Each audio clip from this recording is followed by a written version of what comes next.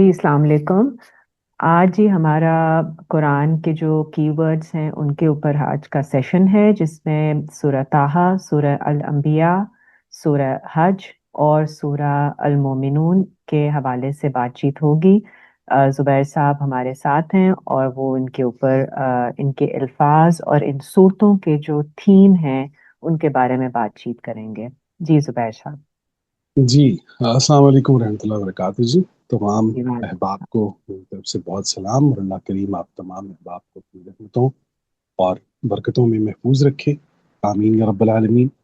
जैसा कि आपको मालूम है कि पिछले प्रोग्राम में हमने 4 बड़ी सूरतों पर गुफ्तगू की थी, 16, 17, 18, 19, और आज हम जो हैं वो आखिरी सूरत जो हमने डिस्कस की थी वो सूरह मरियम है। और अम, अब आज हम जिन सूरतों पर गुफ्तगू कर रहे हैं जी वो सूरह ताहा है, सूरह अंबिया है, सूरह हज है और सूरह मोमिनून है।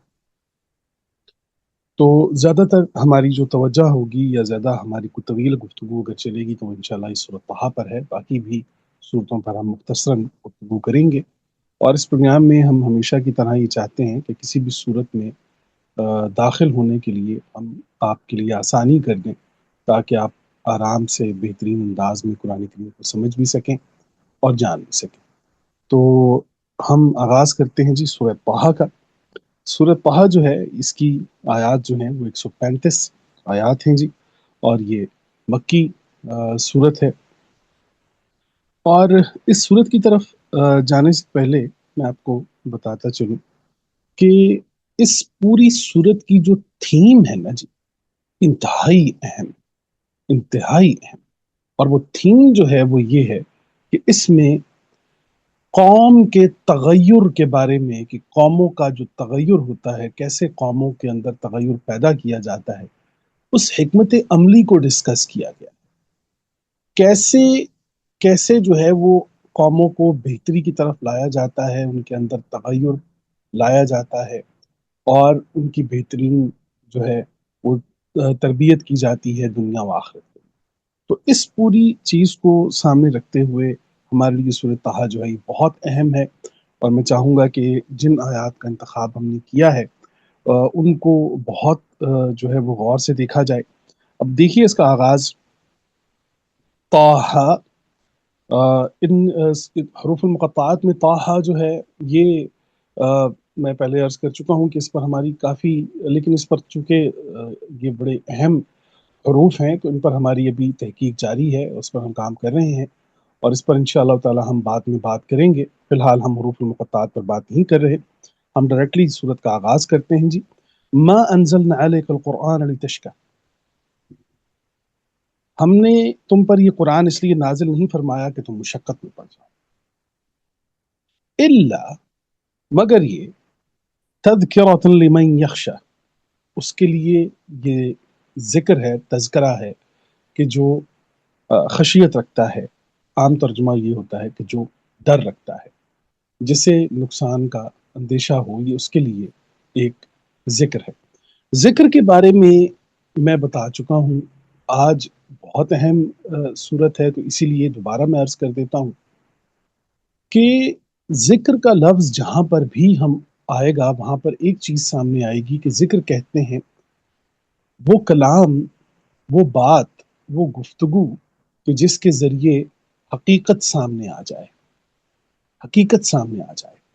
तो आप ये देखिए कि कुरान करीम में जहाँ पर भी ज़िक्र का लफ्ज़ आएगा, आप सल्लल्लाहु अलैहि वसल्लम ने आप वसल्लम की एक रिवायत है कि उसमें आप वसल्लम ने फरमाया है, एक हदीस है आप वसल्लम की, कि आपने फरमाया है कि अफ़ज़लु ज़िक्र ला इलाहा इल्लल्लाह, अफ़ज़ल तरीन ज़िक्र जो है वो ला इलाहा इल्लल्लाह है। तो अब ये याद रखिए कि अब यहाँ पर जो जिस तज़किरे की बात हो रही है और वो तज़किरा इस कुरान के अंदर, और फिर ये बताया जा रहा है कि हमने आपको मुशक्कत में डालने के लिए नहीं ये सारे काम किए। ये इसमें तो ये है कि आपको बाइख्तियार किया गया है कि आप अपनी ज़ात में वुसअत लाते हुए कितनी ज़िम्मेदारियाँ निभा सकते हैं, किस कदर उस ज़िम्मेदारी में आप अपना किरदार अदा कर सकते हैं। तो इसमें भी ज़िक्र का जो ये लफ्ज़ मौजूद है, यहीं से हम इसी ज़िक्र को उठाते हैं जी। आयत नंबर 14 अगर आप देख लीजिए, 14, आयत नंबर 14। हमने बताया कि आप सल्लल्लाहु अलैहि वसल्लम ने फरमाया है कि अफजल ज़िक्र ला इलाहा इल्लल्लाह है। अब ये देखिए कि आयत नंबर 14 उसकी दलील, अऊज़ु बिल्लाहि मिनश शैतानिर रजीम, बिस्मिल्लाहिर रहमानिर रहीम। यहाँ पर वाक़या जो पेश आ रहा है ये हज़रत मूसा अलैहिस्सलाम के साथ मुकालमा है, और इस मुकालमे के बारे में भी मैं आपको बताता चलूँ कि इस मुकालमे से पहले तक जितना तारुफ है वो सारा रब का तारुफ है कि हज़रत इब्राहीम अलैहिस्सलाम रब की तलाश में हैं, रब रब रब रब। आप सुनेंगे पूरी तफसील हज़रत नूह अलैहिस्सलाम से लेकर हज़रत आदम से लेकर हज़रत मूसा तक। अब वो पहला मकाम है कि बहुत बड़ा तगय्युर आ चुका है दुनिया के अंदर, कि जहाँ पर अब रब से तारुफ बढ़कर अल्लाह का मुकम्मल तारुफ आपके सामने आने वाला है। अब ये देखिए कि इन्ननी अनल्लाहु, बेशक मैं ही अल्लाह हूँ। अब अल्लाह ने जब पुकारा है हज़रत मूसा को, तो फरमाया है कि बेशक मैं ही अल्लाह हूँ। इन्ननी अनल्लाहु ला इलाहा इल्ला अना फअबुदनी व अकिमुस्सलात लिज़िक्री। ला इलाहा इल्ला। अब अल्लाह का तारुफ मैंने आपको बताया कि आपसे उसने फरमाया कि ला इलाहा इल्लल्लाह, अफजल जिक्र जो है वो ये है। अच्छा जी, तुम मेरी ही इबादत को, मैंने आपसे अर्ज किया था कि इबादत का लफ्ज जो है वो जहां पर भी आएगा ये बा इख्तियार तर्ज जिंदगी होगी कि जिसे आप खुदा के बनाए हुए अहकामात गुजारेंगे या उसमें आप उसको बिताएंगे। इबादत जो है ये बाइख्तियार, एक मोमिन की बाइख्तियार तर्ज ज़िंदगी होती है जिसमें वो अपनी ज़िंदगी का वोट खुदा के कानून के हक में डाल देता है। यानी वो होता बाइख्तियार ही है, लेकिन वो खुदा की अहकामात, खुदा की बता नाजिल करदा वही के सामने अपने आप को सरेंडर करता है। तो मैंने अर्ज़ किया था कि आज़ादी एक मोमिन के लिए ये नहीं होती कि उसका जो दिल चाहे वो करे, बल्कि एक मोमिन के नज़दीक आज़ादी ये होती है कि जो सही होगा वो करेगा। मोमिन जो सही होता है वो करता है, और ये सही करना होता है, यही वो एक तर्ज ज़िंदगी है जिसे वो इबादा कह के पुकारता है। जहाँ वो लफ्ज़ दीन के लिए लेकर आता है तो दीन इल्तिज़ाम को कहते हैं जी, कमिटमेंट को कहते हैं जी। लकुम दीनुकुम वलिय दीन, तुम्हारी कमिटमेंट तुम्हारे साथ है, मेरी कमिटमेंट मेरे साथ है। तो दीन और इबादत, और ये वो अहम तरीन अल्फाज हैं कि जिनके बारे में हम इंतहाई कन्फ्यूजन का शिकार रहे हैं कि आया कि इबादत किसे कहते हैं, आया कि दीन किसे कहते हैं। तो हमारे पास वन लाइन आंसर रहा नहीं, उमूमी तौर पर हमें बहुत कुछ बताना पड़ता है। लेकिन अब हमारी कोशिश ये होती है कि हम मुख्तसर अल्फाज के अंदर इबादत को भी बयान करें और इसी तरीके से दीन को बयान करें। अब यहाँ पर हम जिक्र की बात कर रहे हैं, तो अब आप ये देखिए कि फरमाया जा रहा है कि इन्ननी अनल्लाहु ला इलाहा इल्ला अना फअबुदनी फअबुदनी। तो फअबुदनी में बात ये हो रही है कि अब आपने जो तर्ज ज़िंदगी इख्तियार करनी है वो मेरी बतलाई हुई तर्ज ज़िंदगी है। क्यों? इससे पहले फरमाया गया है इसी पिछली आयत, इसी से पिछली में, कि वअना अख्तरतुका फस्तमिअ लिमा यूहा, और हमने तुम्हें पसंद किया है, हमने तुम्हें चुना है, तो आप इसे गौर से सुने जो वही आपकी तरफ की जाती है। ये देखें कि कितनी, अब वहां पर उनको चुन लिया गया है हजरत मूसा को, और उसके बाद उनको एक ऐसी तर्ज जिंदगी की तरफ बुलाया जा रहा है जिसमें वो मुखय्यर हैं, जिसमें वो चाहें तो कबूल करें, चाहे तो इनकार करें। खुद हजरत मूसा भी इस चीज़ के अंदर मुखय्यर है, और मैंने बताया था कि हिदायत रखती ही इंसान को मुखय्यर है। जहाँ पर इख्तियारात छीन लिए जाएं या कोई इख्तियार बाकी ना रहे, वहाँ कुरान सीख का लफ्ज़ लेकर आता है। तो ला इलाहा इल्ला अना फअबुदनी वाक़िमुस्सलात लिज़िक्री। अब सलात कायम करो मेरे जिक्र के लिए। अब जिक्र पीछे मैंने आपको बयान कर दिया कि रसूल करीम ने फरमाया ला इलाहा इल्लल्लाह, ला इलाहा इल्लल्लाह। अब आयत नंबर 124 पे चले जाएं, इसी सूरत की आयत नंबर 124 पर चले जाएं और देखिए कि क्या कुरान कमाल करता है। अऊज़ु बिल्लाहि मिनश शैतानिर रजीम, बिस्मिल्लाहिर रहमानिर रहीम। वमन अअरद अन ज़िक्री, और जो मेरे जिक्र से आराज बरतता है, फ़इन्न लहू मईशतन दंका दंका वनहशुरुहु यौमल क़ियामति अमा। तो बेशक फिर हम उसकी मईशत को तंग कर देते हैं और हम उसे क़यामत के दिन अंधा उठाएंगे। हम उसे क़यामत के दिन अंधा उठाएंगे। تو جب تک ہمارے پاس ذکر کی یہ تعریف موجود نہیں ہوگی کہ خدا کا ذکر انسانوں کی فکر کے ساتھ کرتا کیا ہے، یہ دیکھیے کہ خدا کا ذکر انسان کو فکر کی جلا بخشتا ہے، سوچنے سمجھنے کی صلاحیت عطا کرتا ہے، وہ کلام کہ جس کے ذریعے حقیقت سامنے آ جائے۔ اب آپ یہ دیکھیے حقیقت سامنے آ گئی ہے، کیا فرمایا جا رہا ہے؟ وَمَنْ أَعْرَضَ عَنْ ذِكْرِي، اور جو ہمارے ذکر سے اعراض برتے، یعنی کس کے ساتھ؟ لا الہ الا اللہ، یہ وہ ذکر ہے، یہ وہ بنیاد ہے، یہ وہ بنیاد ہے۔ میں آپ کو بتاتا چلوں، خیر یہ اس کی میں ترجمہ آپ کو بتا دیتا ہوں۔ من اعرض عن ذکری فإن له معیشۃ ضنکا، ہم اس کی معیشت کو ضنکا، اب ضنکا کا لفظ آپ دیکھیں گے، اس میں آپ جسمانی ضعف کی بھی بات سمجھ لیجئے، ایمانی ضعف کی بھی بات سمجھ لیجئے۔ ایسا نہیں ہوگا کہ صرف معیشت ہی تنگ ہوگی، آپ نفسیاتی طور پر بھی ضنکا کی حالت میں چلے جائیں گے، ضعف الایمان کے اندر چلے جائیں گے، جسمانی طور پر بھی ایمانی طور پر، دونوں صورتوں میں آپ کا نقصان ہوگا۔ کس کی وجہ سے؟ کہ اگر آپ نے اللہ کے ذکر سے اعراض برتا، اللہ کے ذکر کو اگر آپ نے چھوڑ دیا۔ اب میں آپ کو بتاتا چلوں کہ ہم نے یہ سوال آج سے 4-5 سال پہلے ہمارا ایک پروگرام القرآن کنونشن، جس میں فیصل آباد میں، جس کو ماشاءاللہ ہمارے بڑے پیارے احباب نے وہاں منعقد کیا تھا، جن میں فراز صاحب بھی موجود تھے، تو وہاں ہم نے اس پروگرام میں یہ بات ان تمام احباب کے سامنے رکھی تھی کہ یہ بتائیے کہ نبی کریم صلی اللہ علیہ وآلہ وسلم پر 23 سالہ زندگی جو آپ صلی اللہ علیہ وسلم کی قرآنی زندگی ہے، اس میں جب قرآن کا نازل ابتدائی جو اس کا نزول ہے قرآن کریم کا، ابھی پہلی 40 سال کی عمر میں پہلی وحی آتی ہے، تو 40 41 42 سال کی عمر تک جتنا بھی قرآن نازل ہو چکا تھا، بتائیں یہ بات سمجھائیں۔ ہم نے ان کے سامنے یہ سوال رکھا تھا کہ وہ کون سی قوت متحرکہ تھی، وہ کون سی ایسی بات تھی، وہ مینیفیسٹو تھا، وہ کون سا ایسا مقصد تھا کہ جو رسول کریم نے اس زمانے میں اپنے صحابہ کو بتایا، اور انہوں نے قرآن کے مکمل نازل ہونے کا انتظار بھی نہیں کیا، اور انہوں نے دین کی راہ میں اپنی جانیں پیش کرنے کے لیے وہ تیار ہو گئے، یہاں تک کہ اپنے ماں باپ، اپنے بچے قربان کرنے کے لیے تیار ہو گئے۔ تو اگر ہم ان کے مقام پر ہوتے تو ہمارا تو یہی جواب ہوتا کہ جناب ابھی ہو سکتا ہے کچھ سخت آیات ہیں، آنے والے دن وقت میں تھوڑی سی نرم ہو جائیں تو ہم تھوڑا انتظار کر لیتے ہیں، ہم جیسے ضعف الایمان لوگ ہوتے تو۔ لیکن وہ کون سا ایسا نقطہ ماسکہ ہے، وہ کون سا ایسی قوت متحرکہ ہے، وہ کون سا ایسا پاور پوائنٹ ہے کہ جو رسول کریم صلی اللہ علیہ وسلم نے ان صحابہ کو بتا دیا تھا، اور پھر اس کو سمجھنے کے بعد انہوں نے قرآن کریم کے مکمل نازل ہونے کا بھی انتظار نہیں کیا۔ آپ دونوں جنگوں کو دیکھ لیجئے، جنگ بدر کو دیکھ لیجئے، جنگ احد دیکھ لیجئے، ابھی قرآن کریم کا نزول ساتھ ساتھ ہو رہا ہے، قرآن ساتھ ساتھ نازل ہو رہا ہے۔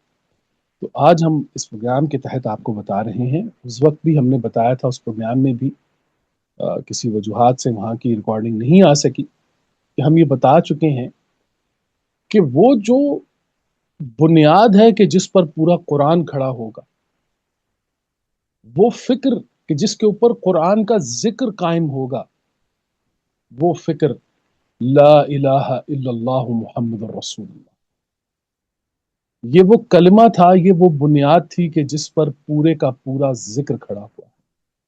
اور میں نے عرض کیا کہ ذکر کہتے ہیں وہ کلام کہ جس کے ذریعے حقیقت سامنے آ جائے۔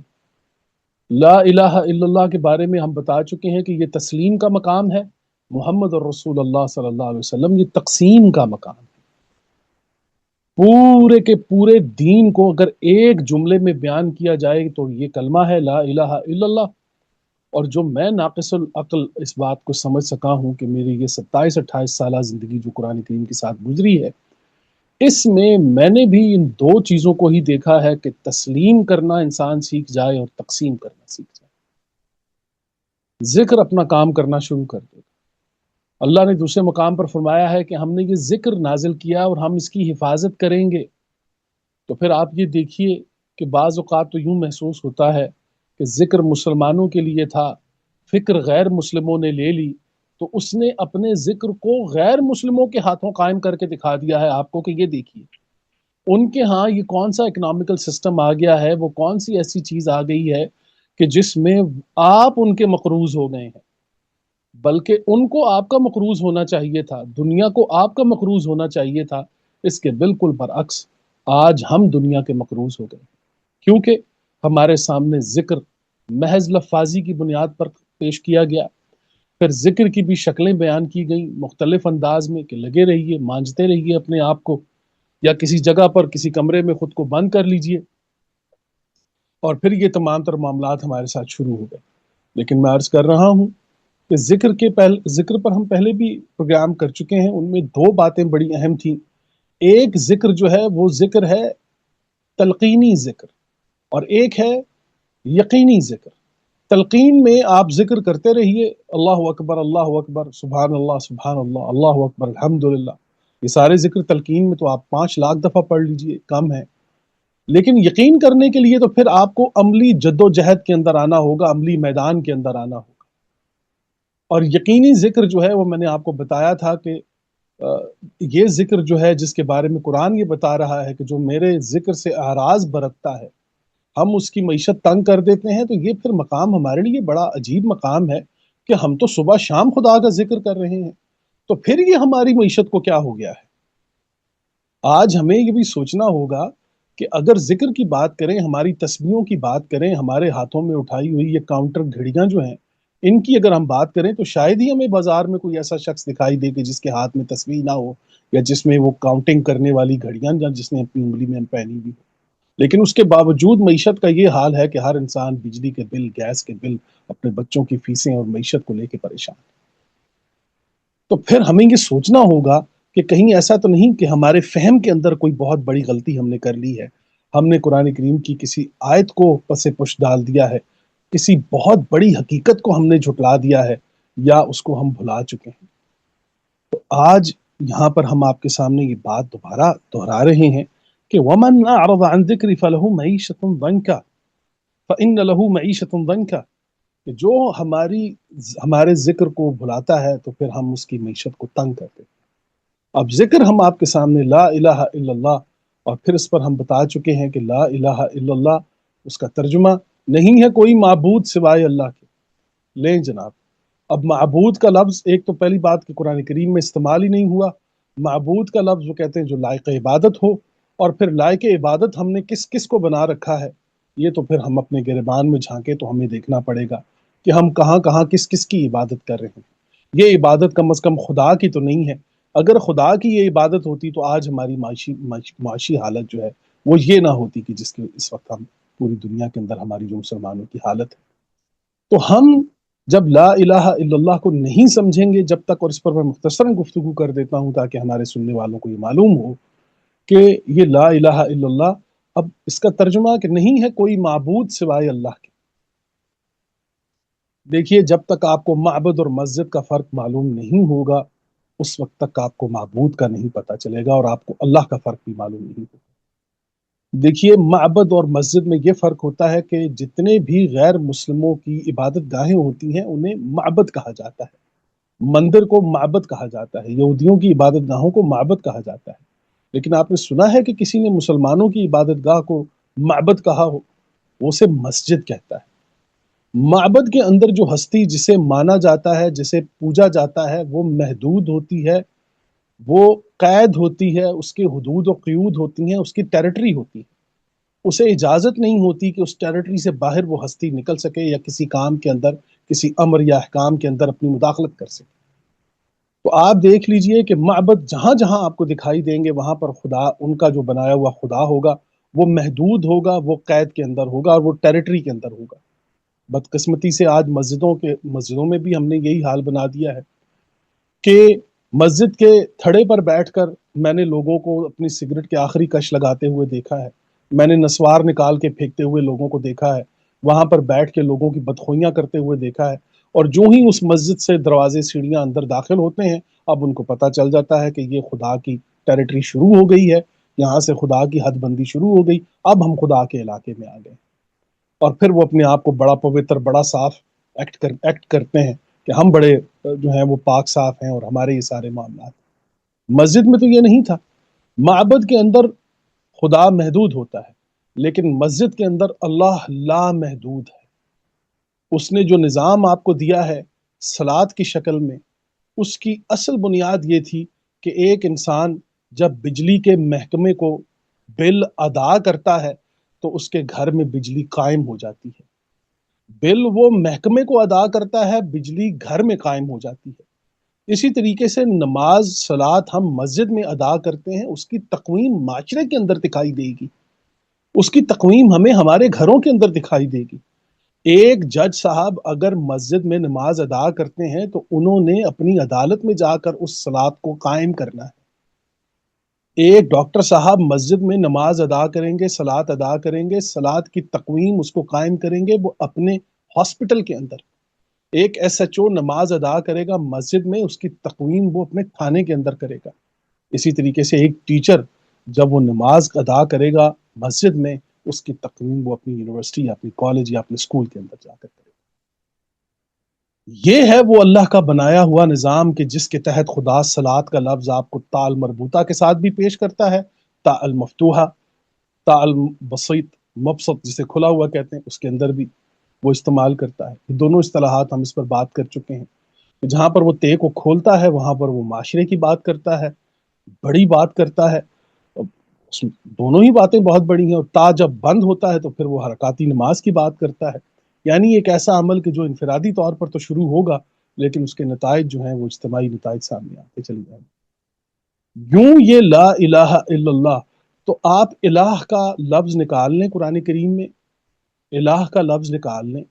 الہ قرآن کریم میں کہتے ہیں وہ ہستی جو آپ کے تمام حقوق کی حقدار ہو، وہ ہستی جو آپ کے تمام حقوق کی حقدار ہو اسے الہ کہتے ہیں۔ اللہ کہتا ہے ان کو کہو کہ اپنے آلہات کو لے آئیں، یہ اپنے اپنے الہ کو لے آئیں، کیا ان کا الہ کوئی طاقت رکھتا ہے؟ تو وہ ان کو کہتا ہے کہ یہ الہ کہتے ہیں وہ ہستی جسے یہ سب اپنے حقوق کا حقدار سمجھتے ہیں۔ الہ کہتے ہیں وہ ہستی جسے انسان اپنے تمام حقوق کا حقدار سمجھتی ہو، اسے الہ کہا جاتا ہے۔ اب قرآن کریم، اب یہ دیکھیے لا الہ الا اللہ، اب اس پیمانے پر جب آپ دیکھیں گے لا الہ الا اللہ، نہیں ہے کوئی حقدار سوائے اللہ کے۔ اللہ کس چیز کا حقدار ہے؟ اب اس نے اپنے تمام تر حقوق قرآن کریم کے اندر آپ کے سامنے پیش کر دی۔ ہمارے اللہ میں اور مین میڈ خداؤں کے اندر فرق کیا ہے؟ ایک مسلمان اور غیر مسلم کے اللہ خدا میں کیا فرق ہوتا ہے؟ ان دونوں میں فرق یہ ہوتا ہے کہ جو مومن کا، مسلم کا اللہ ہوتا ہے، خالق ہوتا ہے، وہ اپنے سارے حقوق مخلوق پر تقسیم کر دیتا ہے، جبکہ مین میڈ خدا جو ہیں وہ کبھی بھی اپنے حقوق انسانوں پر تقسیم نہیں کرتے۔ ایک مسلمان، ایک مومن کے خدا میں، اللہ میں، اور باقی دنیا کے خداؤں میں یہ بنیادی فرق ہوتا ہے۔ جب ہم یہ کہتے ہیں کہ لا الہ الا اللہ، نہیں ہے کوئی حقدار سوائے اللہ کے، تو پھر ہمیں اللہ کا حق دینا ہوگا، اللہ کا حق نکالنا ہوگا۔ رسول کریم نے جو خطوط لکھے ہیں ان خطوط میں آپ صلی اللہ علیہ وسلم نے بتایا ہے کہ مسلمان ہو جاؤ۔ اگر مسلمان نہیں ہوتے، بادشاہوں کو جو خطوط لکھے تھے، اگر مسلمان نہیں ہوتے تو غیر مسلم رہنا چاہتے ہو تو جزیہ دو، اور اگر جزیہ نہیں دینا چاہتے تو جہاد کے لیے تیار ہو جاؤ۔ 3 باتیں ہوتی تھی۔ پہلی بات کہ مسلمان ہو جاؤ، اگر مسلمان ہوگے تو تمہیں زکوٰۃ اور صدقہ دینا ہوگا، اگر تم غیر مسلم رہنا چاہتے ہو تو تمہیں جزیہ دینا ہوگا۔ دونوں صورتوں میں خدا کا حق دینا ہوگا، اور اگر دونوں صورتوں میں خدا کا حق نہیں دیتے تو جہاد کے لیے تیار ہو جائیں۔ لیں جی، جہاد کی بھی شرائط مکمل، پورے کا پورا دین مکمل، پورے کے پورے کلمے کی تفسیر، پورے کلمے کو بیان کر گئی ہے یہ بات کہ لا الہ الا اللہ۔ بات ہی یہ ہوگی جی کہ خدا کا حق دیں۔ کیوں کہ خدا کا حق خدائی پر تقسیم ہو جاتا ہے۔ اللہ کا حق، اللہ اس لیے ہمارا خالق و مالک ہے کہ وہ اپنے تمام حقوق مخلوق پر تقسیم کر دیتا ہے۔ اس کی مثال ہم دیتے ہیں کہ بقرہ عید پر وہ بکرا جو ہم اللہ کے نام پر ذبح کرتے ہیں، 3 حصے اس کے ہوتے ہیں جی۔ ایک اللہ کے نام پر وہ بھی انسانوں کو جاتا ہے، ایک رشتہ داروں کو وہ بھی انسان ہے، ایک ہمارا اپنا ہم بھی انسان ہے۔ تو خدا کی طرف تو جو چیز آپ اچھالیں گے وہ آپ کو دگنی کر کے واپس لوٹا دیتا ہے۔ یہی وہ نظام ہے لا الہ الا اللہ محمد رسول اللہ۔ تو یاد رکھیے کہ بیت اللہ کی طرف جانے والے تمام راستے بیت المال سے ہو کر گزرتے ہیں۔ جب تک ہم بیت المال کو نہیں سمجھیں گے اس وقت تک ہمیں بیت اللہ سمجھ نہیں آئے گا، اس وقت تک کلمے کی سربلندی نہیں ہوگی۔ جب تک آپ ایک انسان کو، اس کی آنے والی نسل کو اس ضرورت کی فکر سے آزاد نہیں کریں گے، تب تک وہ ایک مکمل بہترین مومن نہیں بن سکتا۔ اس نظام کو، اس سسٹم کو قائم کرنے کے لیے یہ ذکر آیا ہے جی، لا الہ الا اللہ، نہیں ہے کوئی حقدار سوائے اللہ کے۔ نکالیے جی، دیجیے، آپ کو اللہ کا حق دینا ہوگا، آپ کو ٹیکس چوری کرنے کی اجازت نہیں ہوگی، آپ کو صدقات اور زکوٰۃ کے درمیان لوگوں کو فرق بتانا ہوگا۔ وہ کون سا ایسا نظام تھا کہ جو رسول کریم نے بیت المال کی شکل میں بنایا ہے؟ وہ کون سا ایسا نظام تھا جو آپ نے سمجھا دیا تھا ان صحابہ کو، اور انہوں نے قرآن کا انتظار نہیں کیا کہ یہ مکمل ہو، بلکہ انہیں اپنی جانیں پیش کر دی تھیں؟ کیوں؟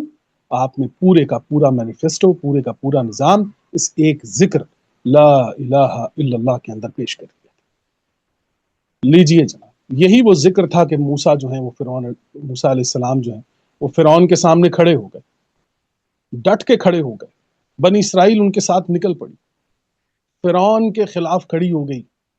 اس قوم کو تیار کرنے میں کتنا ٹائم لگا ہوگا، آپ ضرور ذرا سوچیں اس چیز کو، اور نبی کریم صلی اللہ علیہ وسلم کو اس کے اندر کتنی مشقت دیکھنی پڑی ہے، ذرا اس کو بھی سوچیں۔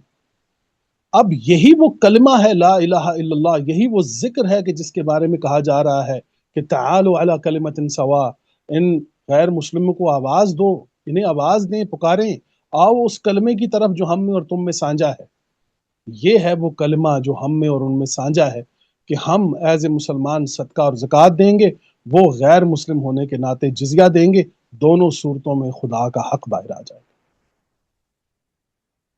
یہ وہ ذکر ہے، یہ وہ قوت متحرکہ ہے، یہ وہ پاور پوائنٹ ہے جو رسول کریم صلی اللہ علیہ وسلم نے سکھا دیا تھا اپنی قوم کو، اپنی امت کو، جسے ہم نے ان کے جاتے ہی دنیا سے کچھ دور ہمارا صحابہ کا گزرا، اور اس کے بعد پھر ایسے ہمیں ہماری ٹریک سے ہٹایا گیا، اور پھر ایسی ایسی تعویلیں، پھر ایسے ایسے معاملات ہمارے ساتھ کیے گئے کہ ہمیں یہ کلمہ بھلا دیا گیا۔ آپ صلی اللہ علیہ وسلم نے فرمایا ہے ایک روایت کے اندر کہ میں اس کلمے کے ذریعے اس ٹیڑھی قوم کو سیدھا کرنے آیا ہوں۔ اس کلمے کے بغیر تو کوئی نظام قائم نہیں ہو سکتا۔ یہ کلمہ قائم ہوگا تو قرآن قائم ہوگا، یہ کلمہ قائم نہیں ہوگا قرآن قائم نہیں ہوگا۔ یہاں سے آپ کو معلوم ہوگا کہ رسول کریم صلی اللہ علیہ وسلم کے اللہ میں اور ہمارے خدا میں کیا فرق ہے۔ یہ ہے جو لا الہ الا اللہ، وہ جو محمد رسول اللہ، محمد اللہ کے رسول ہیں، جو محمد کا اللہ ہے، وہ تو یہ نظام دیتا ہے آپ کو کہ جس میں آپ نے اپنی ضرورت کی چیز کو محدود کرتے ہوئے دوسروں کی ضرورت کا خیال رکھنا ہے۔ جو چیز آپ کے ہاں زائد ضرورت ہے اسے خدا کی راہ میں دینا ہے۔ آپ یہاں پر یوٹیلائزیشن کر سکتے ہیں، آپ یوٹیلائز کر سکتے ہیں، آپ کنزیومر ہیں، آپ اس کے آنر نہیں ہیں، کوئی ملکیت آپ کے ہاتھ میں نہیں ہے۔ آپ دنیا میں محض اس لیے آئے ہیں کہ آپ عمل کے ذریعے جانچے جا سکیں کہ آپ احسن العمل کرتے ہیں کہ نہیں، آپ اس رب کی عبادت و طرز زندگی اختیار کرتے ہیں کہ نہیں۔ تو جناب، آج یہ دوبارہ ایک ہم نے ریمائنڈر دے دیا ہے کہ ذکر کیا چیز ہے، اور اس صورت کے اندر جو سب سے بہترین چیز جو میں نے آپ کے سامنے رکھی ہے کہ ایک تو موسیٰ علیہ السلام کا یہ اعلان کہ جب اللہ نے یہ فرمایا ہے کہ اننی انا اللہ لا الہ الا انا فاعبدنی، تو نہیں ہے کوئی الہ، کوئی حقدار میرے علاوہ، تو کوئی حقدار نہیں ہے، فاعبدنی، تو پھر میری بتلائی ہوئی طرز زندگی اختیار کرو، وَأَقِمُ الصَّلَاةَ لِلذِّكْرِ، اور صلاۃ قائم کرو میرے ذکر کے لیے، یعنی نماز قائم ہوگی کلمے کی سربلندی کے لیے۔ تو یہاں سے پھر اقبال علیہ رحمہ کا بھی وہ کلام آپ نے کہ بتانے وہم و گما لا الہ الا اللہ، خودی کا سر نہا لا الہ الا اللہ، تو آپ دیکھ لیجیے۔ دوسرے مقام پر اقبال علیہ رحمہ نے یہ بھی فرمایا کہ قلندر دو حرف جز لا الہ کے سوا کچھ نہیں رکھتا، بقیہ شہر قارون ہے لغات اعجازی کا۔ یہ جو لغت کے ماہر لوگ ہیں یہ تو قارون بن گئے ہیں، اور انہوں نے تو بات سے بات، کہاں سے کہاں، کہاں سے کہاں معاملات کو لے گئے ہیں۔ وہ حقیقت ایک عام انسان کو سمجھ ہی نہیں آ سکتی جب تک کہ وہ ان کے بتلائے ہوئے علوم نہ سیکھ لے۔ ٹھیک ہے، یہ عزت، یہ تکریم، یہ تمام تر اللہ آپ کو اور مزید عطا فرمائے، آپ مزید عالم کہلائیں، آپ مزید علماء تیار کریں، لیکن بات صرف اتنی ہے کہ اگر یہ کلمہ، یہ مختصر سے کچھ الفاظ، یہ 19 حروف اگر ہمیں سمجھ نہیں آ رہے تو پھر قرآن ہمیں سمجھ کیسے آئے گا؟ تو جناب یہ آج ہم نے آپ کے سامنے رکھا ہے جی، کہ ذکر جو ہے، اللہ کا ذکر کیا ہے، اس ذکر سے کیا ہوتا ہے، اللہ نے بتا دیا ہے وہ کون سا ذکر ہے جس سے اعراض برتنے پر معیشت جو ہے وہ تنگ ہو جاتی ہے، وہ ذکر ہے لا الہ الا اللہ۔ جب تک یہ کلمہ قائم نہیں ہوگا اس وقت تک کوئی نظام، کوئی چیز مسلمانوں کو ان کی کھویا ہوا وقار نہیں لوٹا سکتی، ان کو کھوئی ہوئی ان کی اپنی جو عزت تھی وہ ان کو لوٹائی نہیں جا سکتی ماں سوائے اس چیز کے۔ اچھا جی، 131 بھی اگر دیکھ لیں جی ذرا کائنڈلی، 131۔ جب آپ اس نظام کی طرف آئیں گے تو پھر آپ یہ دیکھ لیجئے کہ چند لوگ ہیں کہ جن کا تعلق صرف اس دنیائی زینت کے ساتھ ہی ہے۔ ظاہر ہے کہ جو لوگ دنیا کے لوگ ہوں گے انہیں تو دنیا کی تمام تر چیزیں بڑی ان کے اندر وہ اٹریکشن رکھتی ہیں، وہ اس کی طرف مائل ہوں گے، لیکن یہاں پر قرآن کریم آپ بتائیے، دیکھیے کیا کہہ رہا ہے، وَلَا تَمُدَّنَّ وَلَا تَمُدَّنَّ عَيْنَيْكَ إِلَّا مَا مَتَّعْنَا بِهِ أَزْوَاجًا مِّنْهُمْ زَهْرَةَ الْحَيَاةِ الدُّنْيَا لِنَفْتِنَهُمْ فِيهِ وَرِزْقُ رَبِّكَ خَيْرٌ وَأَبْقَىٰ۔ اور اے سننے والے، ہم نے مخلوقوں کے مختلف گروہوں کو دنیا کی زندگی کو جو تر و تازگی فائدہ اٹھانے کے لیے دی ہے تاکہ ہم انہیں اس بارے میں آزمائیں، تو اس کی طرف تو اپنی آنکھیں بالکل بھی مت پھیلانا، مطلب اپنی آنکھوں کو اس طرف لے کر مت جانا۔ تیرے رب کا رزق اچھا ہے اور باقی رہنے والا ہے، اور باقی رہنے والا ہے۔ پیچھے ہم اسماء الحسنہ پر رزاق کی نام پر ہم گفتگو کر چکے ہیں، یہاں پر بھی رزق کا لفظ آ گیا ہے، لیکن اب دیکھیے کہ قرآن کریم بتا رہا ہے کہ جب آپ اس نظام کی طرف آئیں گے تو سب سے پہلے جو چیز اس نظام کے سامنے کھڑی ہوگی وہ آپ کی اپنی ذات ہوگی۔ ایسا نہ ہو کہ آپ کا میلان اس دنیائی زینت کی طرف مائل ہونا شروع ہو جائے، آپ کا میلان اس طرف آ جائے، آپ اس طرف مائل ہونا شروع ہو جائیں کہ یہ دنیا کی یہ تمام تر چیزیں آپ کو متاثر کرنے لگیں، اور آپ اس بڑے نظام کے جس کا ذکر ہم نے بات کی تھی کہ وہ کون سا ایسا ذکر ہے کہ جس کے اعراض کرنے سے ہماری معیشت تنگ ہو جاتی ہے۔ تو یہ آیت نمبر 131 بھی ہمارے سامنے آ گئی ہے جی۔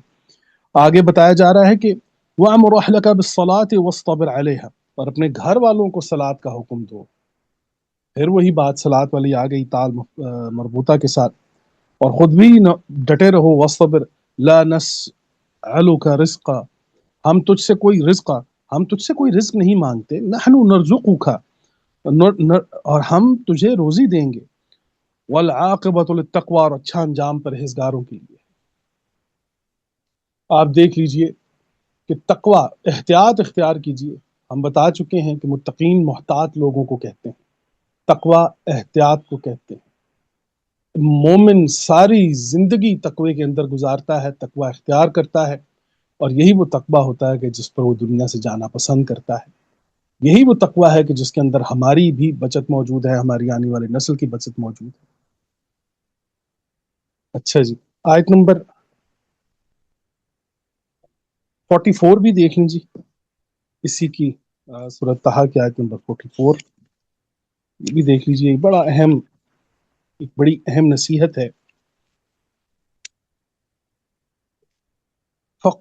یہ اب دیکھیے کہ ایک اسلوب سکھایا جا رہا ہے۔ 44، آیت نمبر 44،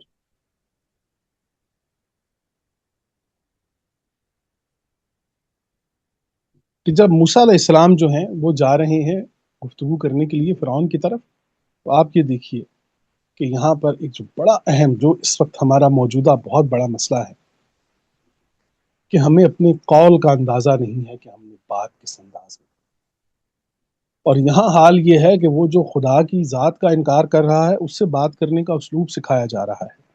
فَقُولُوا لَهُ قَوْلًا لَيِّنًا لَعَلَّهُ يَتَذَكَّرُ أَوْ يَخْشَىٰ، تو تم اس سے نرم بات کہنا، فرعون کے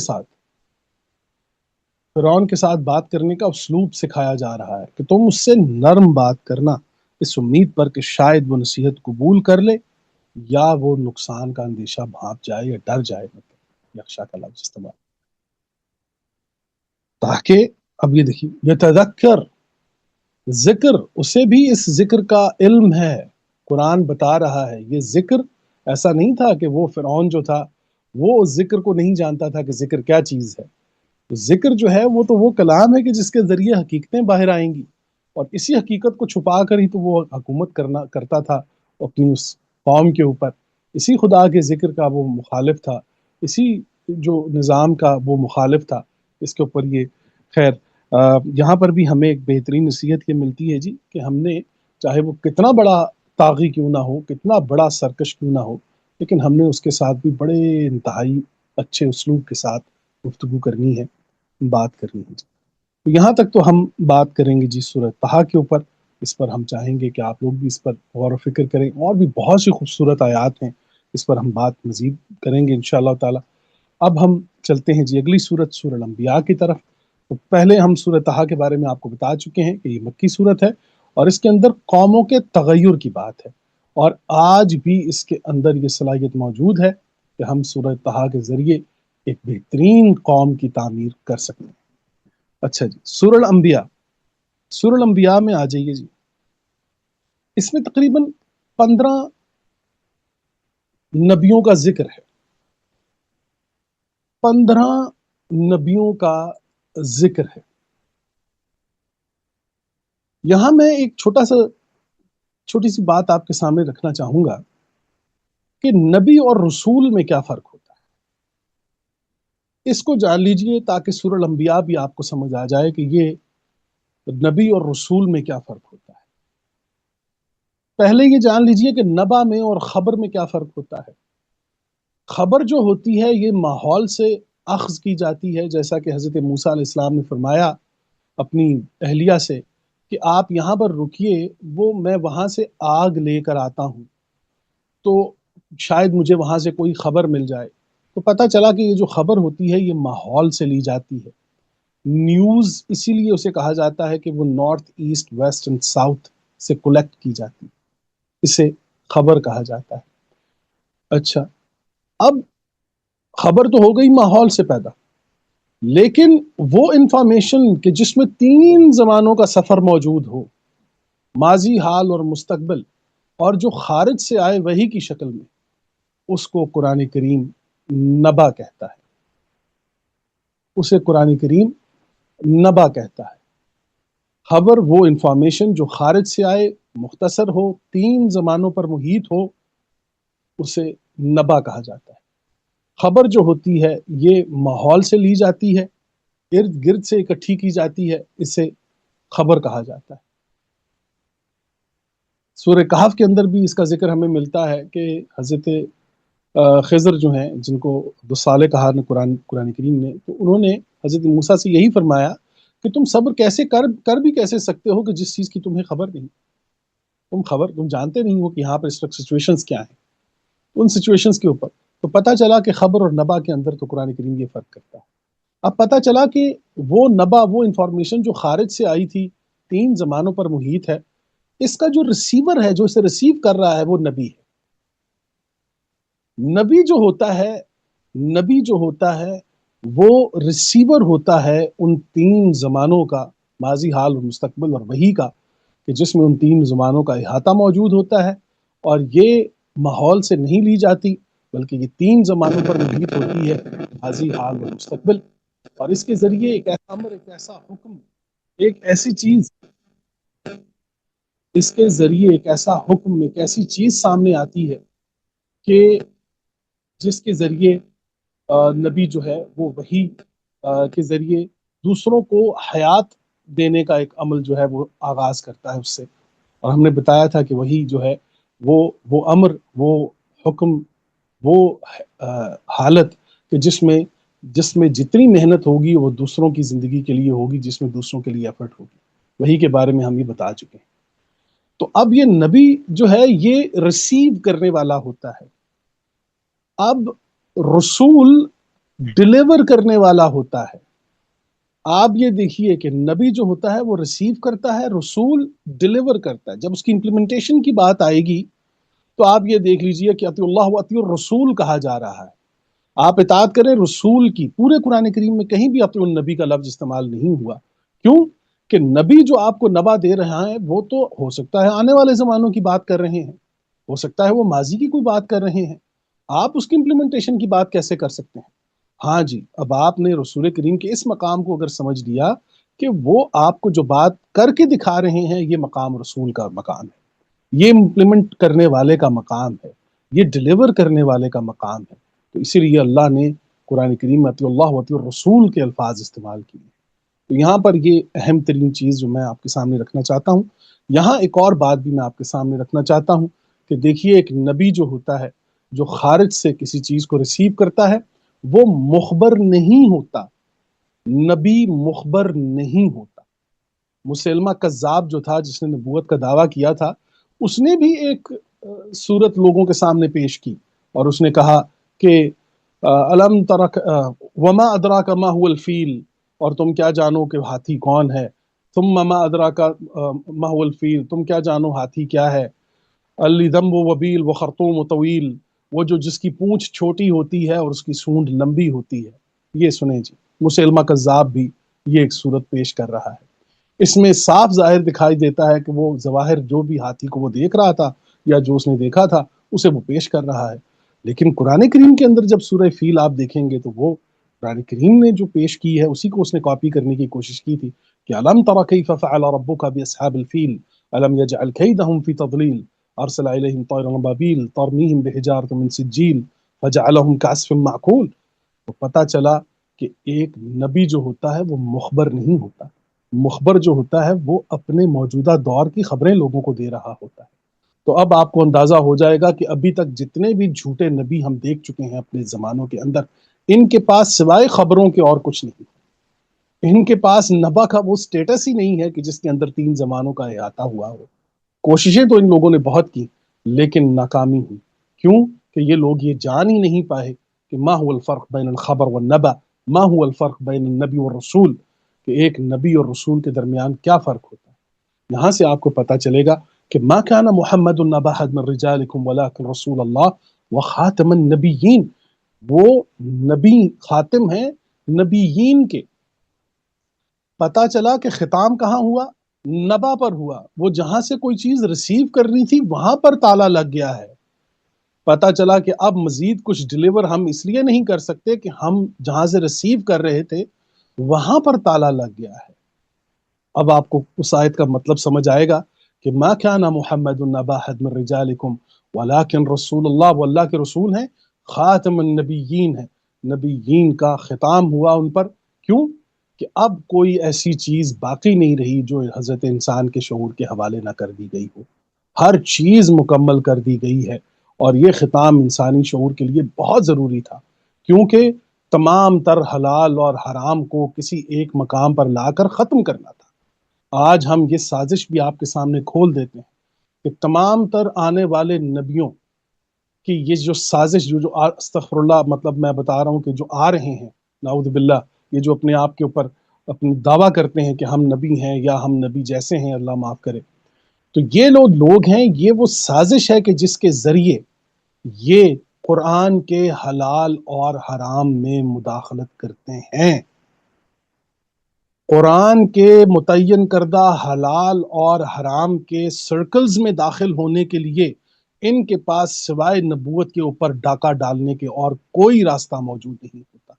اب آپ کو سمجھ آئے گی ان کی پوری سازش کہ کسی بھی ماحول، معاشرے یا ملک میں غیر مسلم یا جو بھی کسی بھی غیر مسلموں کے ساتھ بھی یہ ہوا ہوگا کہ وہاں پر بھی اب رسول کریم صلی اللہ علیہ وسلم کے بعد کسی نبی کا جو بھی دعویٰ آپ دیکھ رہے ہیں یہ صرف اس لیے کیا جاتا ہے کہ مسلمانوں کے اس قرآن میں کہ جہاں پر حرام اور حلال کا ایک تعین کر دیا گیا ہے، اس حرام اور حلال کے اندر مداخلت کر کے وہ جو چیزیں خدا کی طرف سے حلال ہیں انہیں حرام کر دیا جائے اور وہ جو حرام ہیں انہیں حلال کر دیا جائے۔ مین مقصد ان لوگوں کا یہ ہوتا ہے۔ یہ اس لیے ایک نئے نبی کے منتظر ہیں، یہ اس لیے نئے نبی کی تائید کرتے ہیں کہ انہوں نے خدا کے بنائی ہوئی حدود اور قیود کو توڑنا ہے۔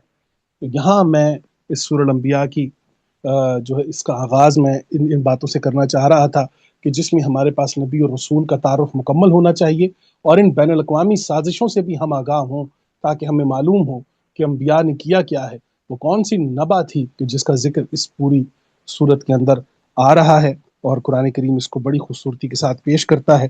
اور اس میں ایک تو حضرت ابراہیم علیہ السلام کا ایک واقعہ جو ہے وہ 60 آیت نمبر 68 اگر آپ دیکھ لیجئے کائنڈلی، حضرت ابراہیم علیہ السلام کا واقعہ سورہ الانبیاء کے اندر یہ بڑا اہم ترین نقطہ ہے، اور اس کے اوپر ہم بات کر چکے ہیں کہ قرآن میں دوسرے مقامات پر بھی حضرت ابراہیم کا یہ واقعہ موجود ہے، لیکن میں آپ کو بتاتا چلوں کہ حضرت ابراہیم اور حضرت اسماعیل کی وہ گفتگو کہ جس میں فرمایا گیا کہ میں نیند میں دیکھتا ہوں کہ میں آپ کو ذبح کر رہا ہوں، اس کی بنیاد یہ آیت ہے۔ جب تک آپ یہ آیت نہیں سمجھیں گے آپ کو وہ آیت سمجھ نہیں آئے گی۔ کیا فرمایا جا رہا ہے کہ یہ لوگ کیا کر رہے تھے اس زمانے میں کہ جب انہوں نے ان کے بت توڑ دیے، ان کے بنائے ہوئے جو مین میڈ خدا تھے ان کو حضرت ابراہیم علیہ السلام نے اپنے کلہاڑے یا اپنی لاٹھی کے ذریعے توڑ دیا، اور توڑنے کے بعد جو ہے وہاں پر اب سچویشن یہ ہو گئی ہے کہ وہ آ گئے ہیں اور بدلہ لینے کے لیے، اور کیا کہہ رہے ہیں؟ قالو، بولے، حرقوہ وانصروا آلہتکم ان کنتم فاعلین، بولے ان کو جلا دو اور اپنے خداؤں کی مدد کرو اگر تم کچھ کرنے والے۔ اب یہ قرآن کریم بتا رہا ہے کہ خداؤں کی مدد یعنی خداؤں کی خوشنودی حاصل کرنے کے لیے انسانی جان کو جلایا جائے۔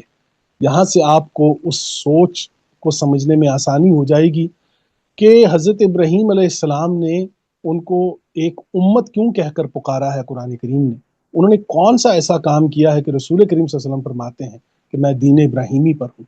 یہ وہ مقام تھا کہ جس پر انہوں نے اعتراض اٹھایا، اور اللہ نے ان کے ذریعے اس رسم کو ختم کروایا کہ وہ دور تھا کہ جب کوئی انٹلیکچوئل ان کے سامنے آتا تھا یا جو ان کے مذہبی پیشوائیت کے اوپر ضرب لگاتا تھا، اس کے بارے میں انہوں نے ایک قانون بنایا ہوا تھا، اور وہ قانون یہ تھا کہ خداؤں کی خوشنودی حاصل کرنے کے لیے اسے جلا دو، اسے مار دو۔ تو خداؤں کی خوشنودی حاصل کرنے کے لیے اسے جلا دو، اس کو لبادہ جو پہنایا گیا تھا وہ مذہب کا تھا، اس لیے وہ لوگ سارے شامل ہوتے تھے اور اس ایک انسان کو بڑی ایک عقیدت اپنی اس کا اظہار کرتے ہوئے اسے جلاتے تھے، جس کا اختتام حضرت ابراہیم علیہ السلام نے کیا۔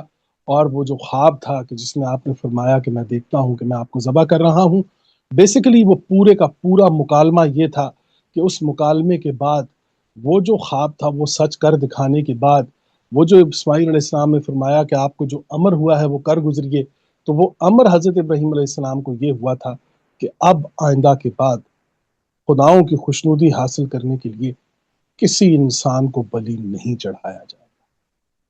ہم ایک زندہ اللہ کو، ایک زندہ خالق کو تحفے میں زندگی کے سوا کچھ نہیں دے سکتے۔ وہ حی القیوم ہے، وہ زندگی دینے والا ہے، وہ زندہ رہنے والا ہے۔ ہم اسے اگر تحفے میں کوئی چیز پیش کر سکتے ہیں تو وہ زندگی تحفہ ہے، زندگی کا تحفہ ہے۔ تو دیکھیے جی، یہ بھی حضرت ابراہیم علیہ السلام کی وہ بنیاد تھی جس پر میں چاہ رہا تھا کہ آپ لوگ اس کے اوپر بھی جو ہے وہ دیکھیے۔ 85 اگر آیت نکال لیجئے، آیت نمبر 85۔ اچھا جی، اب یہاں پر انبیاء کا ذکر آ رہا تھا، لیکن یہ جو 3 الفاظ ہیں یہ اتنے اہم ہیں، اتنے اہم ہیں کہ اگر یہ سمجھ آ جائیں تو پورے انبیاء کی جد و جہد سمجھ آ جاتی ہے۔ وَإِسْمَاعِيلَ وَإِدْرِيسَ وَذَا الْكِفْلِ كُلٌّ مِّنَ الصَّابِرِينَ، اور اسماعیل اور ادریس اور ذوالکفل کو یاد کرو، وہ سب صبر کرنے والے تھے۔ تو پتہ چلا کہ پوری کی پوری نبوت، اس نبوت کی بنیاد جو ہے وہ صبر ہے، صبر ہے۔ نبا کا کام ہی انسان کو صبر کے لیے پریپیئر کرنا ہے۔ نبا کرتی یہ ہے کہ وہ چیز کہ جس کا ظہور آج سے 500 سال بعد ہوگا تو آپ کو انتظار کرنا پڑے گا، وہ جس کا 500 سال پہلے ہوا ہے اسے سمجھنے کا انتظار کرنا ہوگا، وہ جس حال میں آپ موجود ہیں اس آیت کو سمجھنے کا انتظار کرنا ہوگا، صبر کرنا ہوگا، حکمت عملی اختیار کرنا ہوگی۔ تمام انبیاء کی نبوت کی بنیاد صبر ہے، صبر ہے۔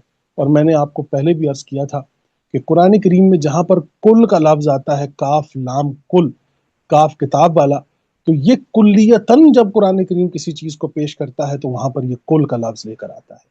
یاد رکھیے کہ جہاں پر کل کا لفظ آئے گا وہ وہاں پر کلیتاً کسی چیز کو پیش کرتا ہے۔ ان اللہ علی کل شیء قدیر، تو وہ بتاتا ہے کہ کلیتاً وہ تمام تر اقدار کو جانتا ہے، وہ تمام تر چیزوں کو پہچانتا ہے، ان کے نتائج کو جانتا ہے کلیتاً۔ وعلم آدم الاسماء کلہا، تو وہ کہتا ہے کہ میں نے آدم کو نام سکھائے کلہا، تو کل کے لفظ میں بتاتا ہے کہ میں نے کلیتاً انہیں یہ چیزیں سکھائی ہیں۔ ہر چیز کے اندر اس کا فارمولا، اس کا کلیہ موجود ہے۔ تو یہ دیکھ لیجئے کہ نبوت کا کلیہ جو یہاں پر پیش کیا جا رہا ہے وہ صبر ہے۔ اس میں آیت نمبر 107 بھی اگر آپ لے لیجئے،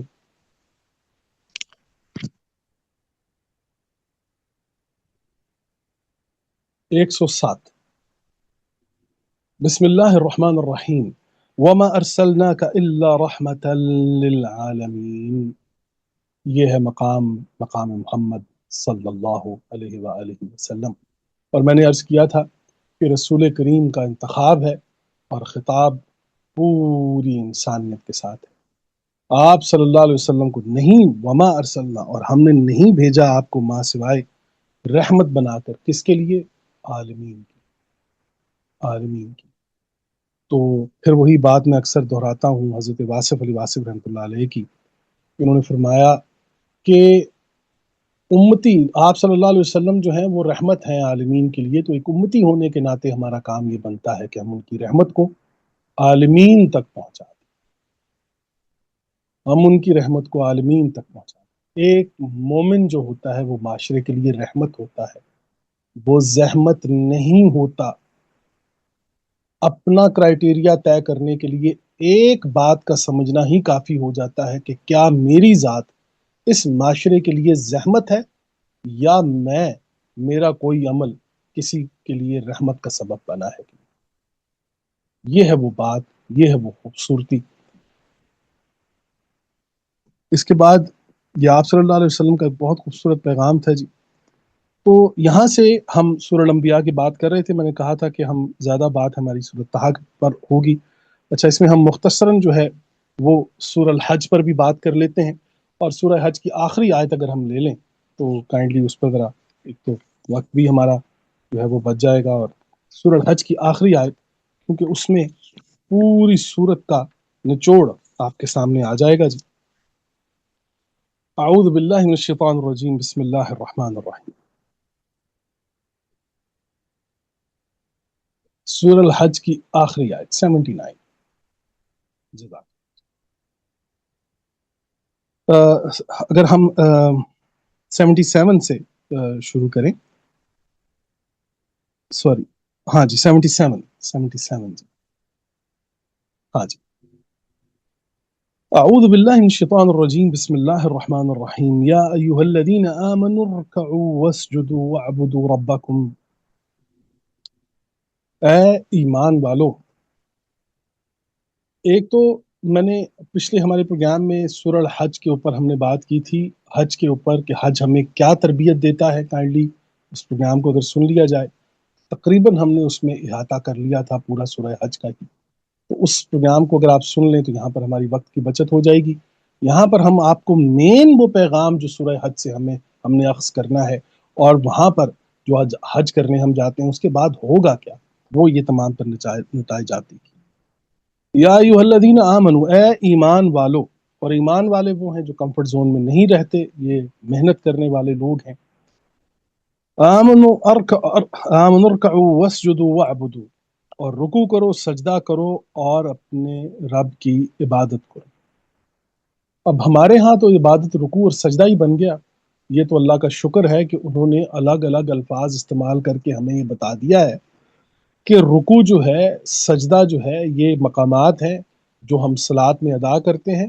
اس کے بعد فرمایا گیا کہ وَاعْبُدُوا، اور عبادت کرو اپنے رب کی۔ تو میں نے آپ کو بتایا تھا کہ صلاۃ ادا کہاں پر ہوتی ہے اور قائم کس مقام پر ہوتی ہے۔ بجلی کا بل ہم جس محکمے کو ادا کرتے ہیں، بجلی ہمارے گھر میں قائم ہوتی ہے۔ تو قرآن بھی ایسے ہی کرتا ہے، وہ یہ بتاتا ہے کہ جو صلات آپ مسجد میں ادا کرتے ہیں اسے قائم کرنا مت سمجھ لیجئے گا صرف کہ بس وہیں پر جو آپ کا کھڑا ہونا تھا یہی اس کا قائم ہونا تھا، قائم وہ ہوگی باہر۔ اب رکوع کرو، سجدہ کرو۔ رکوع کے بارے میں بھی میں پہلے بھی بہت دفعہ ہم بات کر چکے ہیں، یہاں پر تھوڑی سی اور گفتگو کر لیتے ہیں۔ رکھ عربی زبان میں رکع کہتے ہیں، مرکھا کہتے ہیں وہ ٹیک لگانے کی چیز جس کے ساتھ آپ ٹیک لگاتے ہیں، سہارا لیتے ہیں۔ رکوع میں بھی ہم اپنی ٹانگوں کا سہارا لیتے ہیں، اپنے ہاتھ اپنے گھٹنوں پر رکھ کر اس کنڈیشن میں آ جاتے ہیں کہ اگر نہ رکھیں تو تھک جائیں، لیکن اس کنڈیشن میں آنے کے لیے ایک سہارا چاہیے، کہ اس کنڈیشن میں ایک ایسی پوزیشن میں آنے کے لیے کہ جس میں ہمیں سہارے کی ضرورت ہے۔ تو یہاں پر بھی رکوع کی حالت آپ دیکھ لیجئے کہ جہاں پر آپ سہارا لیتے ہیں، اور پھر میں بتا چکا ہوں کہ روایات میں آیا کہ حضرت علی رضی اللہ تعالیٰ عنہ نے رکوع کی حالت میں ایک مانگنے والے کو اپنی انگوٹھی اتار کر دی۔ تو قرآن کریم میں جہاں پر بھی رکوع آئے گا وہاں پر دیکھ لیجئے گا بات دینے کی آئے گی، وہاں پر بات دینے کی آئے گی جہاں پر رکوع کی بات آئے گی، جہاں پر سجدہ آئے گا وہاں پر حالت کے تبدیل ہونے کا مقام آ جائے گا، جہاں پر سین جیم دال آئے گا وہاں پر ایوولوشن آئے گی، ارتقاء آئے گا۔ تو یہاں پر اب آپ دیکھ لیجئے نماز اس کا حصہ ہے، اور نماز کے ساتھ وہ کہتا ہے وَاعْبُدُوا رَبَّكُمْ، اور وہ طرز زندگی جس کی ہم بات کر رہے تھے جو قائم ہوگا باہر نکل کر، رَبَّكُمْ وَافْعَلُوا الْخَيْرَ، اور خیر کے افعال کیا کرو، خیر کیا کرو، لَعَلَّكُمْ تُفْلِحُونَ، تاکہ تم فلاح پا جاؤ۔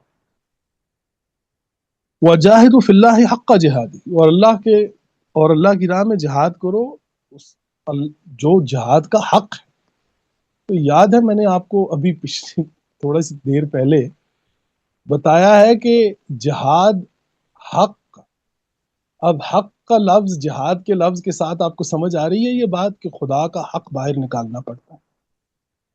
یہاں سے بات سمجھ آئے گی آپ کو کہ جب وہ خطوط لکھے گئے اور ان خطوط میں کہا گیا کہ اگر آپ مسلمان ہیں تو آپ کو تو صدقہ زکوٰۃ دینی ہوگی، آپ غیر مسلم ہیں جزیہ دینا ہوگا، دونوں صورتوں میں خدا کا حق باہر آنا چاہیے۔ لیجئے جناب، وجاہدوا فی اللہ حق جہاد، اللہ کے لیے جہاد کرو جیسا اس کا حق ہے، جہاد کا حق ہے۔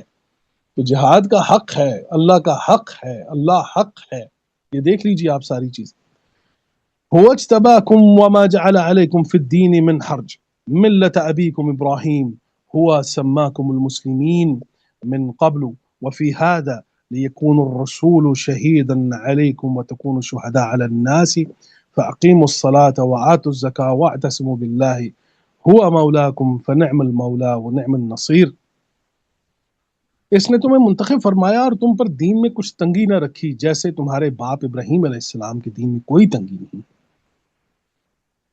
اس نے پہلی کتابوں میں اور قرآن میں تمہارا نام مسلمان رکھا، یہ آپ ہوا سماکم المسلم، ہوا سماکم المسلمین، اور اس میں تمہارا نام مسلمان رکھا ہے تاکہ رسول تم پر نگہبان ہو، رسول آپ پر شہید ہو اور آپ گواہ ہوں اور تم دوسرے لوگوں پر گواہ ہو جاؤ۔ فَأَقِيمُوا الصَّلَاةَ، اور صلاۃ قائم کرو، وَآتُوا الزَّكَاةَ، اور زکوٰۃ ادا کرو، وَاعْتَصِمُوا بِاللَّهِ، اور اللہ کی رسی کو مضبوطی سے تھامو، ہوا مولاکم، وہی تمہارا ذمہ دار ہے۔ اب میں نے آپ کو بتایا تھا کہ ولی میں، صدیق میں، زمیل میں قرآن کریم فرق کرتا ہے۔ یہاں پر دوست کا ترجمہ جب آپ کریں گے تو پھر بات وہ سمجھ آئے گی نہیں۔ وہ جو آپ صلی اللہ علیہ وسلم نے فرمایا کہ جس کا میں مولا ہوں اس کے علی مولا ہیں رضی اللہ عنہ، تو آپ کو پتہ چلے گا کہ جس کا میں ذمہ دار ہوں ان کا علی ذمہ دار ہے۔ یہ ولی ول جہاں پر آئے گا قرآن کریم میں وہاں پر ذمہ داری آئے گی۔ ہوا مولاکم، وہ آپ کا ذمہ دار ہے، وہ رب، فنعم المولا ونعم النصیر، تو کیا ہی وہ بہترین ذمہ دار ہے اور کیا ہی بہترین نصر کرنے والا ہے، مددگار ہے۔ تو یہ سورہ الحج ہے جی، یہ بھی مختصراً ہم نے جو ہے وہ کوشش صرف اتنی ہے جی کہ ان صورتوں میں آنے والے یہ تمام تر مقامات کہ جس کا تعلق ہماری معاشرت اور ہماری معیشت کے ساتھ ہے، مقاصد کے ساتھ ہے، یہ تمام تر چیزیں ہم آپ کے سامنے بیان کریں جی۔ اگلی صورت ہمارے پاس سورہ المومنون کا آ جاتی ہے، اور میں نے آپ کو بتایا تھا کہ ایک حج کے بعد جب کوئی مومن تیار ہوتا ہے تو پھر حج انسان ایک مومن کو یہ قربانی سکھاتی ہے کہ وہ اپنے حق میں دوسرے کے حق کو تسلیم کرتا ہے. پورے کے پورے حج کی پریکٹس یہ ہوتی ہے کہ آخر میں وہ جو جانور قربان کیا جاتا ہے، وہ جو سر منڈوا لیے جاتے ہیں، وہ جیسا ایک جیسا ہو جاتا ہے ہر انسان، تو پھر وہ سادگی اختیار کرتا ہے. اور پھر آخری اس کا پیغام یہ ہے کہ وہ اپنے حق میں، خدا کے دیے ہوئے حق میں، دوسروں کے حقوق کو تسلیم کرنے کے قابل ہو جاتا ہے. پورے کے پورے حج کا نتیجہ یہ ہوتا ہے. اگر حج کرنے کے بعد ایک مسلم مومن کے درجے پر نہیں آیا تو پھر شاید کہیں نہ کہیں کوئی نہ کوئی کمی رہ گئی ہے. تو مومن جو ہے وہ آپ دیکھ لیجیے، اب سورہ المومنین کا آغاز قد افلح المومنون، پہلی آیت کے اندر افلح المومنون ہے، اور آخری آیت سے جو سیکنڈ لاسٹ آیت ہے اس میں ہے کہ اور تباہ ہو گئے کافر، اور کافر کبھی فلاح نہیں پا سکیں گے. تو اس پوری صورت کے اندر المومنون میں، اس میں بامقصد زندگی گزارنے کی پوری ایک حکمت موجود ہے جی. اس حکمت کو ہم بہت زیادہ تفصیل میں جو ہے وہ فی الحال بیان نہیں کریں گے. اس صورت میں ایک تو مومنین کی صفات کے اوپر بات ہوئی ہے کہ مومنین کی وہ کون سی جو ہیں وہ صفات ہیں. اور یہاں پر میں نے آپ سے عرض کیا تھا کہ پیچھے صلات کا لفظ ہم بتا رہے تھے کہ تا المفتوحہ اور تا المبسوطہ، تا المفتوحہ کے ساتھ آئے گا یا تا المربوطہ کے ساتھ آئے گا، تو وہاں فرق کیا آئے گا یہ دیکھ لیجئے کہ حج کے فوراً بعد جب سورہ المومنون آئی ہے تو قد افلح المومنون، بے شک مومنوں نے فلاح پا لی یا وہ کامیاب ہو گئے. فلاح پا لی الذین هم فی صلاتہم خاشعون، وہ جن کی صلات، اب یہاں پر تا دیکھ لیجئے تے مفتوحہ ہے، کھلا ہوا تے ہے. جہاں پر تے کھلا ہوا ہوگا وہ بات معاشرے کی بات ہوگی، وہ بڑی بات ہوگی، وہ نظام کی بات ہوگی، وہ قانون کی بات ہوگی. آگے چل کے آپ سورت 9 نمبر سورت بھی دیکھ لیجئے، والذین هم علی صلواتہم یحافظون، اور یہی ہے وہ جو کہ اپنی صلات کی حفاظت کرتے ہیں. اور میں نے بتا چکا ہوں صلات کے موضوع پر تو ہماری بہت ساری گفتگو ہوئی ہے. ہم آیت نمبر 27 اگر دیکھ لیجئے جی اس کی، تاکہ مختصراً جو ہے وہ ہم لوگ اس پر جی. حضرت نوح علیہ السلام مومنوں کی میں نے بتا چکا ہوں، کیونکہ اس پر ہماری بہت زیادہ گفتگو ہو چکی ہے تو بہت زیادہ ہم اس پر اب نہیں بولنے والے. بس اتنا بتا دیتے ہیں جی کہ مومن کبھی کمفرٹ زون میں نہیں رہتا. اب دیکھیے حضرت نوح علیہ السلام کو اس پوری صورت کے اندر یہ دیکھیے کہ جو مقام آیا ہے حضرت نوح علیہ السلام کا، فَأَوْحَيْنَا إِلَيْهِ أَنِ اصْنِعِ الْفُلْكَ بِأَعْيُنِنَا وَوَحْيِنَا فَإِذَا جَاءَ أَمْرُنَا وَفَارَتِ النُّورُ فَاسْلُكْ فِيهَا مِنْ كُلِّ زَوْجَيْنِ اثْنَيْنِ وَأَهْلَكَ إِلَّا مَنْ سَبَقَ عَلَيْهِ الْقَوْلُ مِنْهُمْ وَلَا تُخَاطِبْنِي فِي الَّذِينَ ظَلَمُوا إِنَّهُمْ مُغْرَقُونَ. اچھا، اب یہ نوح علیہ السلام کی بات یہاں پر آئی ہے جی، اور اس بات کے اندر آپ دیکھ لیجئے کہ ہم نے وحی کی ہے نوح علیہ السلام کی طرف کہ آپ کشتی تیار کیجئے ہماری آنکھوں کے سامنے. تو تحرک آپ کو مختصراً میں آپ کو بتا رہا ہوں، یہاں پر اس صورت کے اندر بھی جتنے انبیاء کے ذکر آئے گا، یہ جتنے بھی گفتگو آئے گی، یہ پوری کی پوری تحرک کی طرف آئے گی، یہ جمود کی طرف نہیں جائے گی. مومن جو ہے وہ ساری زندگی تحرک کے اندر رہتا ہے، وہ کمفرٹ زون میں نہیں رہتا. انشاءاللہ تعالیٰ جی پھر کبھی اللہ نے موقع دیا تو ان صورتوں پر ہم مزید گفتگو کریں گے. آج کا پروگرام ہم یہیں تک رکھتے ہیں جی. جزاکم اللہ بالخیر. السلام علیکم. جی بہت شکریہ زبیر صاحب، آپ نے چاروں صورتوں کی جو مین ان کا جو تھیم ہے، جو کہ جس کا جو پیغام ہمیں پہنچانا مقصود ہے، ان کے بارے میں آپ نے ڈسکس کیا ہے. ان صورتوں کو اگر ہم آج کے حوالے سے بھی دیکھیں تو سورہ طٰہٰ میں بھی جو ہمیں پیغام ملتا ہے قوم کے تغیر کا کیسے پیدا ہوتی ہے، اس کے بارے میں بھی رہنمائی ملتی ہے، اور کس طرح حضرت موسیٰ فرعون کے پاس جاتے ہیں تو اس کے بارے میں بھی ہدایت ملتی ہے کہ نرمی سے بات کریں، جو ہم نے پڑھا ہے. اور ساتھ ہی پھر سورہ اگلی جو ہے وہ سورہ انبیاء ہے، اس میں بہت سارے انبیاء کا ذکر ہے، صبر کا ذکر ہے جس طرح ہائی لائٹ کیا گیا آج، کیونکہ ہم نے بھی استقامت کے ساتھ کام لینا ہے اور آہستہ آہستہ ہر چیز کو اپنی زندگی کے اندر جو بھی ہماری تعلیمات ہمیں سمجھ میں آ رہی ہیں ان کو صلات کو قائم کرتے جانا ہے. اور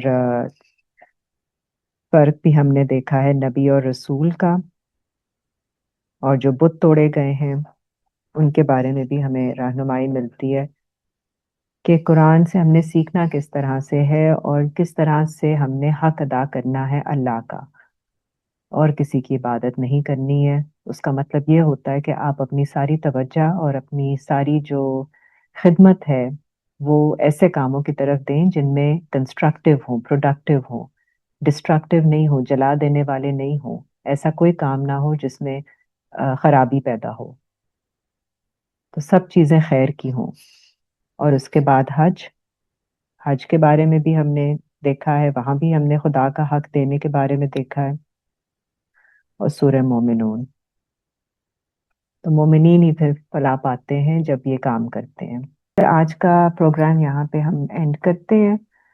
تو آج جزاک کی چاروں صورتیں جو ہم نے آج سیکھی ہیں جن کے بارے میں، اور ان کا جو مین پیغام اور ان کو ایک فرق طریقے سے آج پڑھا ہے ہم نے، اس کے اوپر غور و فکر کیجئے، اور انشاءاللہ پھر نیکسٹ سیشن میں سب سے ملاقات ہوگی انشاءاللہ پیر کو۔ آپ سب کا بہت جزاک شکریہ جوائن کرنے کا۔ جی آپ کا بھی شکریہ زبیر صاحب۔ اللہ جزاک حافظ۔ اللہ